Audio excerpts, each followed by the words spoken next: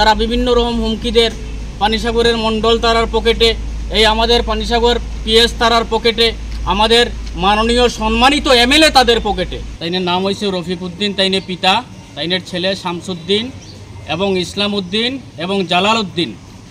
তারা 4 জন মিলিয়া হাতে আপনার রড নিয়া, তারপরে লাঠি সোটা নিয়া এই মহিলার উপরে তারা যে নির্মমভাবে যে আক্রমণ করছে, আমরা গ্রামবাসী এই নির্মম আক্রমণ দেখিয়া আমরা গ্রামবাসী আজকে টুঠেল গ্রামবাসী আমরা আজকে থানার দ্বারস্থ হয়েছি এবং আমরা আন্দোলন করতাম।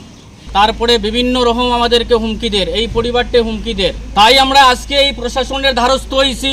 আজকে আমাদের এই প্রশাসনের কাছে আমরা বিনতভাবে আবেদন, আজকে দিনের ভিতরে এই আসামিদেরকে গ্রেফতার করতে হইব, নতুবা আমরা এই গ্রামবাসী আমরা এখান থেকে একটা ভাড়া সরাইতাম না।